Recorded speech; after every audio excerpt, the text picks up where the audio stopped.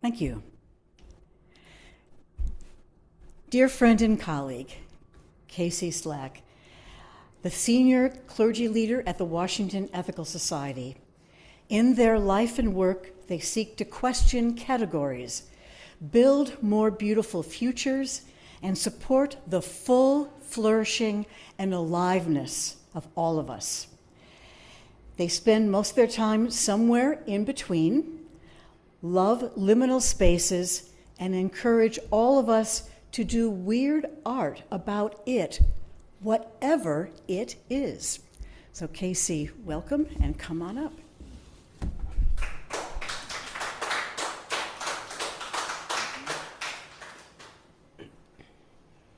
Thank you, Anne, and thank you all for having me here today.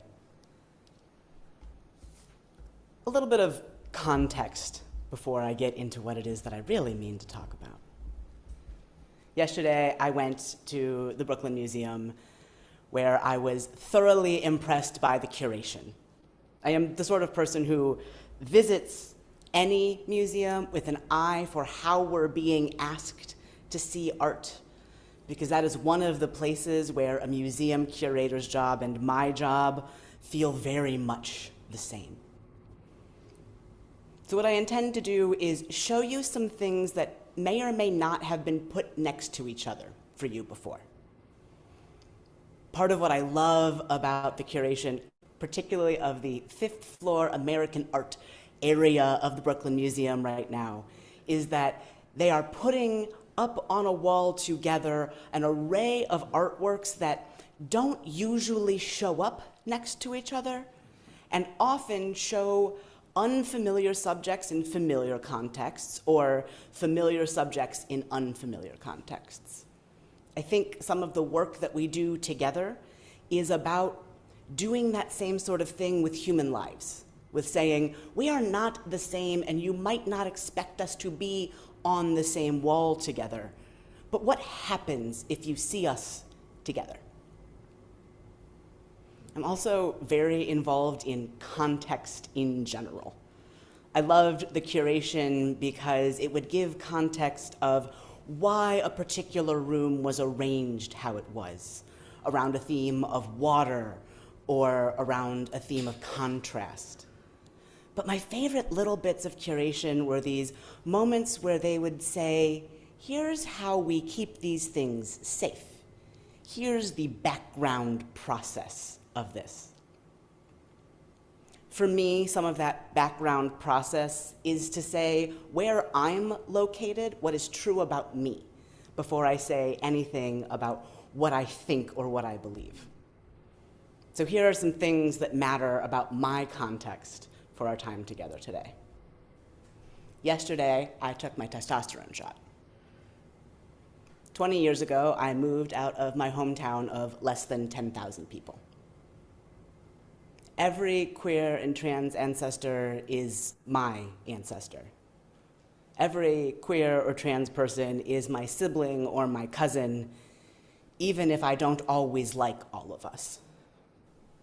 It turns out, if you grow up with 30 actual cousins, it's relatively easy to figure out how to love people you don't like that much. The people who wrote or said the quotes that we read are my ancestors, my friends, my siblings, and my cousins. Leslie Feinberg and Miss Major are my ancestors. Dex Anderson is my friend. They wrote a book called In Transit about the experience of being trans. If you read it, I'm in there. Sam Ames is my friend. Sam Ames and I met on a mountain in Southern California where I was the chaplain and they were the right relations coordinator for a young adult camp. Talia Bhatt is a trans woman from South Asia whose work I am lucky to read.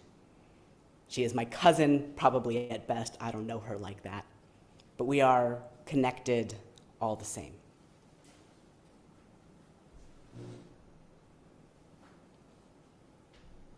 There are two particular poems that come into my mind when I think about the mixture of joy and sorrow that for me is a defining feature of Pride Month this year and in many recent years.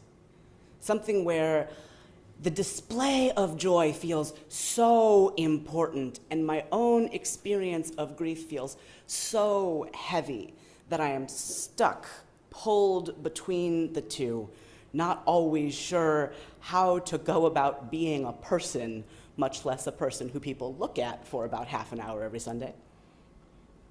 The first is Khalil Gibran writing in The Prophet. He wrote, "Then a woman said, 'Speak to us of joy and sorrow,' and he answered, 'Your joy is your sorrow unmasked, and the selfsame well from which your laughter rises was oftentimes filled with your tears. And how else can it be? The deeper that sorrow carves into your being, the more joy you can contain. Is not the cup that holds your wine the very cup that was burned in the potter's oven? Is not the lute that soothes your spirit the very wood that was hollowed with knives? When you are joyous, look deep into your heart, and you shall find that it is only that which has given you sorrow that is giving you joy. When you are sorrowful, look again in your heart, and you shall see that in truth you are weeping for that which has been your delight. Some of you say joy is greater than sorrow, and others say, nay, sorrow is the greater. But I say unto you, they are inseparable. Together they come, and when one sits alone with you at your board, remember that the other is asleep upon your bed. Verily, you are suspended like scales between your sorrow and your joy. Only when you are empty are you at standstill and balanced." William Blake wrote in Auguries of Innocence, "Joy and woe are woven fine, a clothing for the soul divine. Under every grief and pine runs a joy with silken twine." Blake and Gibran are an maybe unusual pairing, though those two pieces live very near to each other. And they are both people who did not fit neatly in the categories that the world expected them to be in. Gibran raised a Maronite Christian, explored faith in a broad way, and spoke from a maybe more universalized than we should do position, but combining traditions in an authentic way to reflect the human experience as he was having it. Blake similarly really resisted particularly the religious structures of his time, the idea that there was right belief.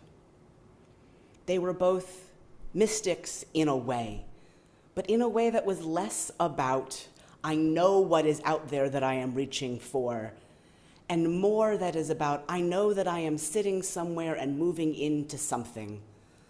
Let's maybe be in wonder that there is something out there for us to wander into together. There's a lot of sorrow to be had. I'm going to narrow my discussion of sorrow to just the sorrow I have about specifically anti-trans things. We would be here forever if we opened the full way. There has been an explosion of anti-trans bills and executive orders since the beginning of 2025. These have largely targeted transition care, particularly for minors, and issues around teenagers playing sports, both of which are really convenient little wedge issues. They're really convenient little wedge issues in part because they run on really familiar ground, right? You might think of society like a record, and the tracks we've listened to over and over and over again have these deep grooves in them. It is really easy to get caught in that groove, even if you're trying to listen to another track, right? One of those grooves, this groove about transition care, is also the groove about abortion. right? There is a fundamental question of bodily autonomy under both of those, of do you get to be in charge of what happens to your body? And at what point in your development as a human do you get to be in charge of that? This wedge about transition care was easy to put in because our society had already said yes to the wedge about abortion. Because we had already said yes to a wedge that says that children's bodies belong to their parents. It is also easy because most people don't understand how transition works or how hormones work in their own bodies. I would guess that many of you are better educated than the average American on this, but a quick recap. Everybody produces some amount of testosterone and some amount of estrogen. The balance is bimodally distributed among roughly two main areas, but not anywhere close to uniformly. Some people produce more testosterone though they were assigned female at birth. Right? That is what has until very recently been called polycystic ovary syndrome, among other things. Right? Every single person starts out as a cluster of cells that develops what we associate with female external genitalia first. They are all the exact same tissues. Sometimes a fetus that has X and Y chromosomes, which we expect would be assigned male at birth and grow up into a boy, does not get assigned male at birth because it's not just the chromosomes that affect how that shows up in the world. Some of how that shows up in the world depends on hormonal washing in utero. And if it doesn't happen in the ordinary way, a person with XY chromosomes can be born not only with external genitalia that causes them to be assigned female at birth, but also with a functional uterus and ovaries. There are multiple instances of someone after giving birth discovering that she in fact has XY chromosomes. It is all phenomenally more complicated than we think it is. And to move on into the sports thing, the hormone levels in your body actually matter a whole lot for what your body does. People with estrogen develop muscle differently. People in estrogen dominant systems develop muscle differently than people in testosterone dominant systems. One of the ways that I know is that I can lift weights with my arms now. That did not used to be true. My body on testosterone builds bulkier muscle easier. A body with more estrogen dominance builds longer, more sustainable muscle. Testosterone likes to be able to lift big, heavy things, and estrogen likes to be able to do stuff for a long time. Who knows why? The other thing about sports, right, is that when you've been on hormones at a level appropriate for the gender you understand yourself to be, your body changes to reflect that. So a trans person who has been on hormones for a certain period of time, and I don't know the exact amount of time, about a year, will be chemically and muscle building wise indistinguishable from a person who has those hormones produced naturally by their body. And there are plenty of other situations in which we think it is totally fine to take hormones to adjust the way that your body reacts to the world. Lots and lots of cisgender people take estrogen or testosterone, and a shocking number of the people who would like you to never allow a trans person to take estrogen or testosterone take quite a lot of it themselves. But people take insulin, which is a hormone, and is a miracle, right? But also, increasingly, people take GLP-1 agonists, which are a hormone, and affects how your body processes things. So it is also not level. The other important thing about sports, and then I'm going to move on from this particular piece, is that they're made up. We made up sports. They're not naturally existing. And we made up sports in a way that made them easier for people with more testosterone to be good at in most cases. Active decisions to make it so that men were more likely to win than women. And then active decisions to split men's and women's sports, because when women won, men couldn't handle it. One of the reasons that men's gymnastics and women's gymnastics do not even look like the same sport is that women's gymnastics, which is what gymnastics looked like more beforehand, requires a kind of flexibility that big muscles in a testosterone-dominant body don't do. You can see really funny videos on the internet of collegiate gymnasts trying to do each other's skills, and they cannot, because you build fully different kinds of muscle. But in things like endurance running, remember how I said that an estrogen-dominant system builds muscle that sustains? Yeah, women beat men in endurance running a lot. They separated out ice skating because women were better at ice skating. Right? We don't have separated sports so that women can win sometimes. The assumptions in that being ridiculous in the first place. We have them so that men never have to experience losing to women. So that's just some history. Here are some other things that have happened that have made me deeply sad. Changing what gender markers we can have on our identification. Now, to be really clear, my full stop opinion is that nobody should have any gender marker on their identification. It turns out it's not the government's business what kind of gender or what kind of genitals I have. I think that's weird. But if we're gonna have that, we should get to choose what ours says. But in March, Kansas passed and then enacted a law that overnight invalidated the identification of 1,700 people's identification, right? Their driver's licenses were invalidated overnight because they passed and then immediately enacted a law that said that your ID had to match your sex assigned at birth. Now consider, I am not the most passing trans person in the world, but consider I go to the airport, and I do go to the airport sometimes, and my ID does say that I'm female because I don't care what the government knows about me. But I look at someone, and I usually am wearing a mask, and I pull it down, and I have facial hair. And I don't look like a woman so much all the time. Now for me, usually this goes okay. Usually, at worst, they think that I am a woman with a hormonal disorder, and that's fine. I do not care what the TSA agent thinks is the reality of my life. But what happens for people, perhaps people whose ID says that they're male, but they genuinely, 100% passingly are female? That can become very dangerous very quickly. And even in my experience, it can out me really fast.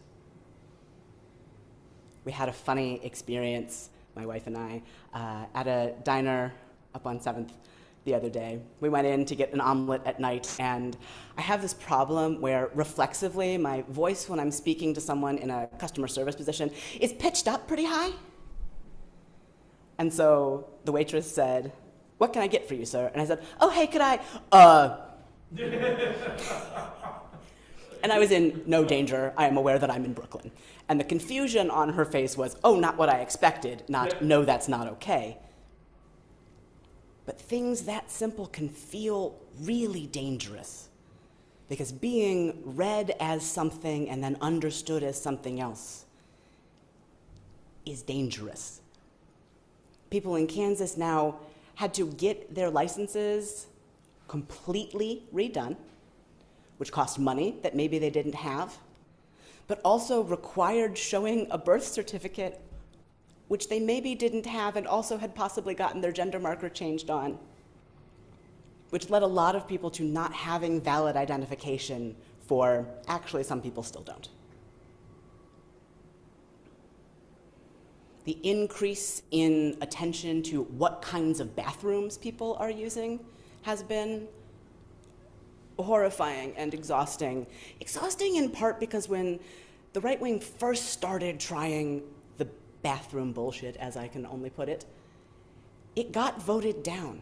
handily in North Carolina, in places where you might not expect people to be understanding of trans identity, but you could at least expect that their dedication to leave people alone was high enough to not bother. But a story got told over and over and over again that it was dangerous for trans people to be in the bathroom, particularly with cis women. Now, first of all, have you ever seen a bathroom where anyone could stop anyone from going into it? You can just walk in. Someone who wishes to commit a crime does not need to go through all the rigmarole of taking estrogen in order to walk into a bathroom and cause a problem if that's what they want to do. But also, statistically, trans women are in a lot more danger in any bathroom than cis women are with trans people in the bathroom. Every time I have to go into a bathroom in public, I announce that I have to experience gender for a little while, because suddenly I have to pick. And I have to pick based on what I think people are reading me as in that moment. So if we're somewhere and I have a mask on, I generally go into the women's room, because I figure, this is a little bit, forgive what I'm about to say. I figure if anyone asks, I will just be like, I have a vagina, is this not where you want me? But the rest of the time, I go into the men's room, because I think if anybody's confused, they're less likely to be jumpy about it in the men's room, and it feels more correct to the gender that I have, which is no thank you, anyway. In May, the new counterterrorism strategy released by the United States government identified people who are ideologically, quote, radically pro-transgender as a specific target for counterterrorism work.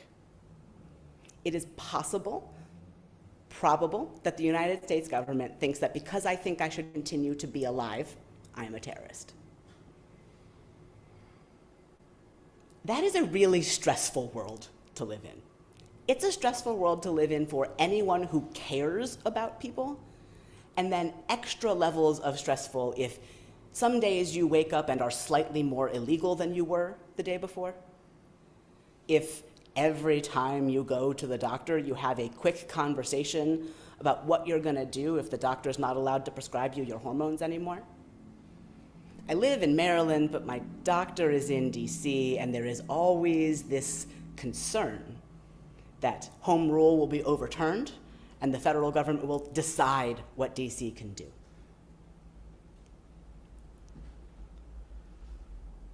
Every time I hang out with other trans people, there is a moment of, hey, how are you? And this, I'm okay, it's fine, everything's fine. Of course, nothing, in fact, is fine. And that's for the people who I see regularly, who, like me, live in Maryland or DC, where we are relatively safe. The people I know who are trans who live in other parts of the country have a much scarier experience. My friend Dex lives in Minneapolis, where the combination of what's been going on in Minneapolis and what is going on in the federal government combined into a panic attack that had them on the couch for about a week. Because if you want to go protest ICE, but you might get arrested doing that, and your gender doesn't necessarily match up, you are at a new level of risk. I don't go to a lot of protests I would like to go to, because as a trans person who is disabled in ways that require me to take medicine every day, if I get arrested, there's a chance I don't live through the weekend that they keep me. That is a horrifying moment from which to move. There are 2 8-year-old trans boys in Ohio who are my little cousin and my nephew. And I am scared all the time about what's going to be true for them as puberty gets closer. They live in Cleveland and in Columbus, and so they are, insofar as in Ohio you can be safe as it gets. But I worry all the time about what's going to happen when the government of Ohio makes some ruling that their classmates hear about. When they're a couple years older and their peers are a little more tuned in to the world, and now somebody really has something to say. Both of them transitioned pretty young, and transition for young people is just, we call you different words and give you a haircut, that's it. They both transitioned pretty young and were able to change schools so nobody at their new schools knows that they're trans unless they tell them. And they do both like to tell people, but that's another story. But what happens? And that lives in the back corner of my mind all the time, and in the very front of their parents' minds all the time.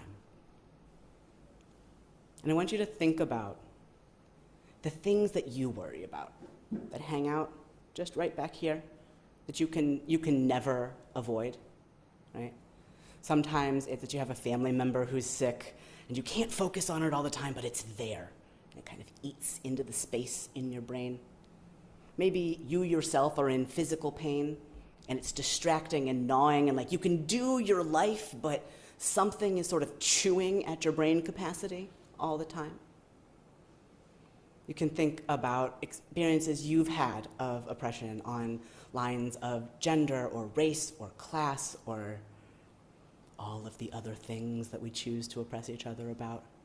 And the way that always having to know that other people are thinking about you more than you want to think about them. Other people are thinking about you in a way that they hope will be detrimental to you. Takes up a lot of your brain power. I spent, more than a year really fixated on a song that is the opening song for a show called Shrinking, that's on Apple TV, which includes the lyric, "I want to hear myself think again." I had to put a lot of active work into being able to hear myself think again after the start of this administration, and honestly, sometime before that, to be able to be present with myself. And I'm really lucky. I am really lucky. Transgender people are more unemployed than cisgender people. Transgender people in my profession, I will say the statistics from the Unitarian Universalist Association because they're the ones I have, but transgender people and other minoritized people usually get about 3 years in a job in my world. I've been at West for 4. I anticipate getting to be there for really as many more as I choose to have. That is a really lucky position to be in. I have a relationship with my biological family. That is unusual for a lot of transgender people. The number of trans people I know who at some point have been homeless, at some point have done sex work out of a need to survive, who at some point have been in an abusive relationship that they couldn't get out of because it was the only way that they lived somewhere, who were turned away from homeless shelters run by Christian organizations because often they refuse to let us in. Right? The Salvation Army notably let a trans woman die on the stairs because her existence violated their beliefs more than letting her die violated their beliefs. So there's the sorrow, and here is what I have for an antidote. Be radically pro-transgender anyway. Follow the joy, because there is a lot of joy. I get really, really tired of the degree to which any marginalized identity, but in this context we'll say trans identity, is treated as a location of sorrow. Being trans is great. I have had a wonderful time, except for everybody else's bullshit. The experience for me has been of being in my body in a way I was physically incapable of being in my body before. We often talk about transness from a position of dysphoria and a correction of dysphoria.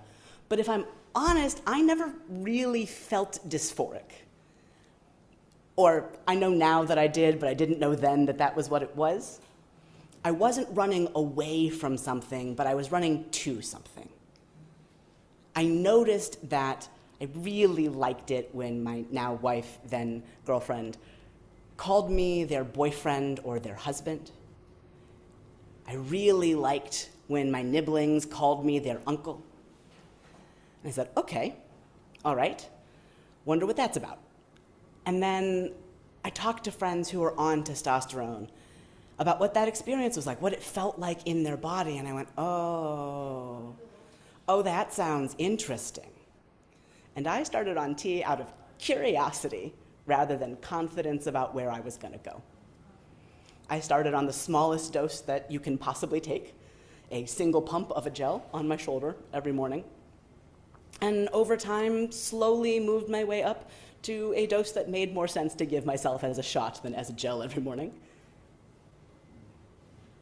I knew that I wanted to appear more masculine than I did before, and if you would like a sense of how feminine I looked before I started transitioning, my wife wears my clothes now. We used to be a perfectly matched set, and now we are like salt and pepper shakers. We go together, but we are not the same. Getting to do that and to just explore let me find where it felt good and stay there. And also lets me say, actually, if this doesn't feel good anymore, I will do something else and that will be fine.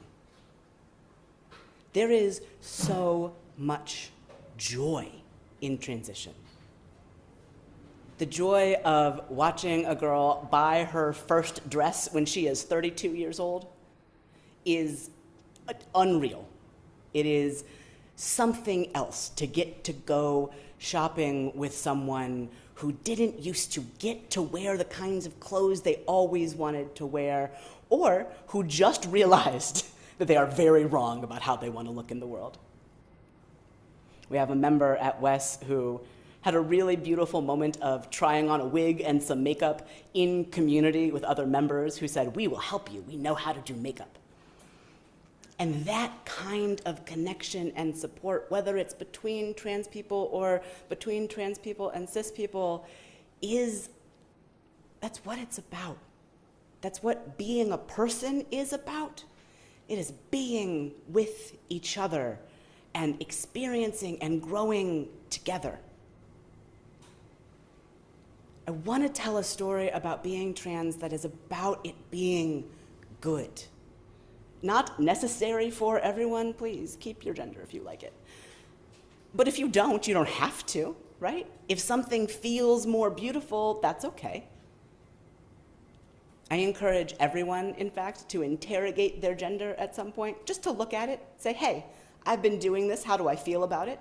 Do these words really fit me? A lot of you will look and be like, yep, this is perfect.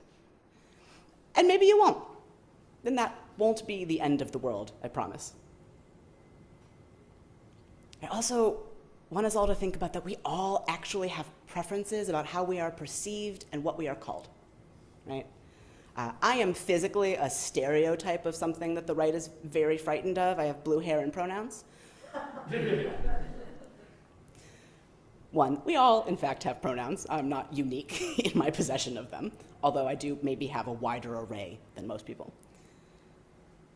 But everybody has something that they like for people to understand about them. Maybe you like to go by your middle name instead of your first name, or maybe, like me actually, you were given a first name and then you didn't like any of the nicknames of it, or in my case, your parents didn't like any of the nicknames of it, so you have called yourself something else entirely the whole time. Maybe you got married and you changed your last name, and maybe you got married and you did not change your last name, and it is your decision what people call you. And maybe you like to be called Mrs. whatever your last name is, but maybe under no circumstances should somebody call you Mrs. Maybe it is okay when people call you ma'am but not miss, or the other way around. And maybe you like sir well enough but are weirded out when people call you buddy. All of those things are preferences about how you like to be understood in the world. We've actually all got preferences. We also all like to present ourselves differently. We just get real jumpy about it when we connect it to this category of gender, right? We did some phenomenal work in the 60s and 70s on breaking what was acceptable for women to wear, but we never broke it the other direction, and I think that we should. Men, wear dresses if you want to. Kilts are an easy introduction to wearing a dress as a man. Clothes are not, in fact, gender, though often what you choose to present and what gender you have are related. But in the same way that it's not actually manly for a woman to wear pants, it's actually not womanly for a man to wear a dress. They're just clothes. It's fabric. Please calm down. All right. My last thing is just a list of things that you might do that would be helpful to trans people and also helpful to your engagement with this part of the full breadth of human experience. The first one is just be kind. Be kind to yourself and to each other. That includes being kind to yourself when you make a mistake with somebody else's pronouns. Don't expect that they won't be irritated about it. When people call you the wrong thing all the time, that gets irritating. But be kind to yourself about it. Everybody makes mistakes. When I started using they, them pronouns exclusively in 2016, I continually forgot to use the correct pronouns for myself. When my wife started using they, them pronouns exclusively in 2020, is that correct? They also did it wrong repeatedly about themselves. We all make mistakes. We all make mistakes. When you make the mistake, go, oops, register your mistake, and move on. Like I said, interrogate your own gender just for practice, just to try it out. Listen to people when they tell you who they are. That means if somebody says, these are my pronouns, those are their pronouns. That also means that if somebody says, my political goals are to kill trans people, believe that. These things are all true. Vote for candidates who promise to protect trans folks and then do what you can to hold them to it. Y'all have a mayor that everybody in the country is jealous of. So jealous. I am so jealous of Kid Mayor, as I am calling him. Kid Mayor, who is in a television show where he always wears the same suit no matter what he's doing, whether he is also wearing a Knicks jersey or also jumping into a pool. And the main villain of the series is Donald Trump. It's a 90s movie, strangely. But Zoran Mandani promised, I think, $65 million to trans people.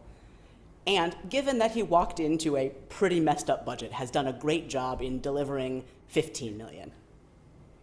And he's your mayor. Remind him that he owes us money. He owes other people money too, and wants to hear from you. Support organizations that support trans folks, including organizations that help trans folks flee dangerous situations in much of the US. There are a number of networks that are helping people move out of states like Texas and Oklahoma and Florida, where it is scariest for trans people right now, to states like New York and Maryland and California, where it is less scary. But also organizations that provide support for people experiencing homelessness, people who use drugs, and people who are engaged in sex work.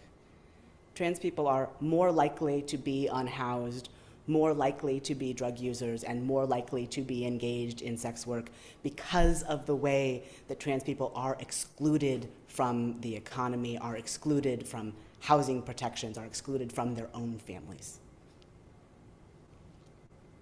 Also, when you are supporting organizations that support people who are poor and people who are unhoused, check if they make people go to religious services before they're allowed to have access to services.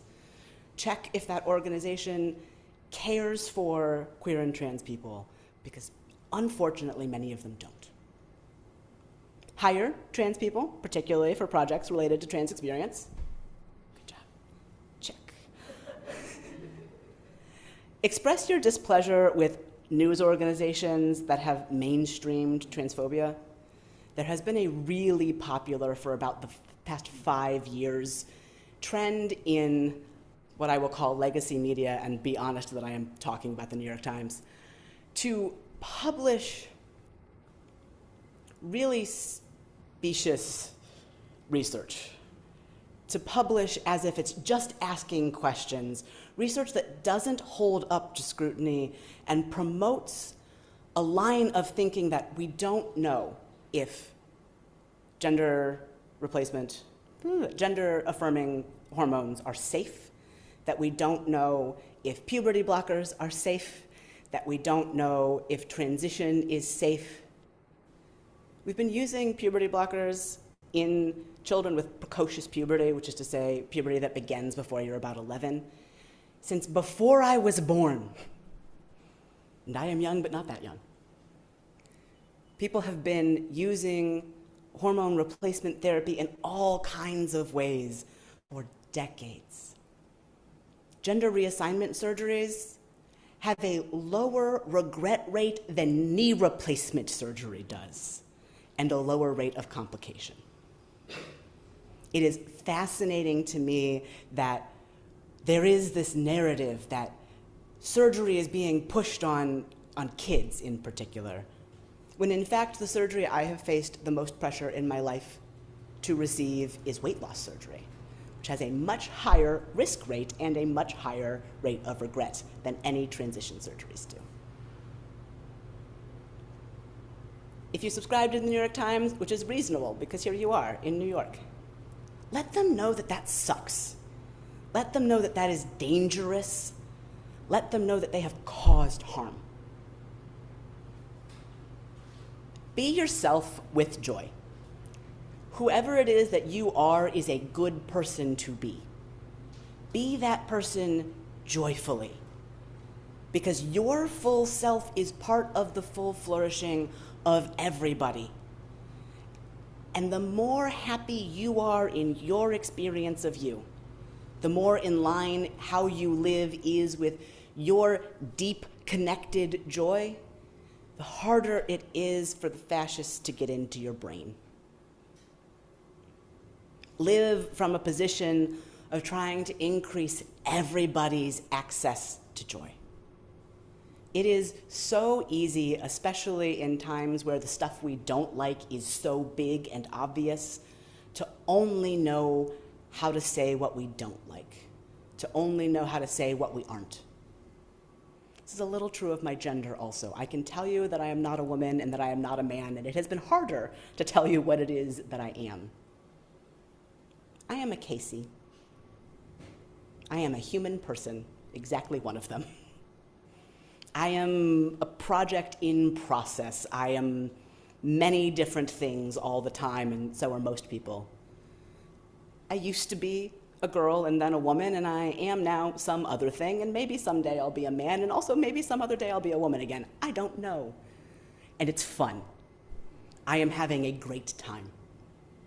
I want you to have a great time in your life, because you deserve that. Whatever your experience of gender is, whatever your experience of the world is, you deserve to feel like you matter and like your life is something worth loving. And when you feel that way, and when you are seeking to help others feel that way, everything ripples out from there. An augury is an omen.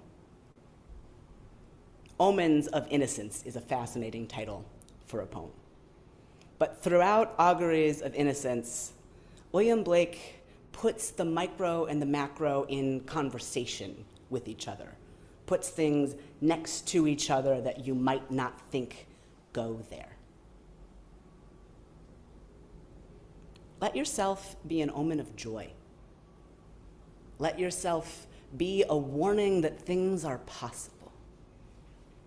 Let your community be a place where we put art that doesn't necessarily look like it goes together up on the wall, and we look at the full complexity of being anybody at all. Loving all the particulars and seeing how the contrast makes it more beautiful, not less. I hope that the rest of your Pride weekend is beautiful and rainbowy and exactly what you need. I hope that when you are in grief for this world, you can see that little place where that you are sad is because you love and care. And when you experience the joy, you can have a moment where you say thank you to your capacity to feel sorrow. Because they are woven fine, they are together. That place that your sorrow hollows out fills up with the joy. And that is some of what it is to be human.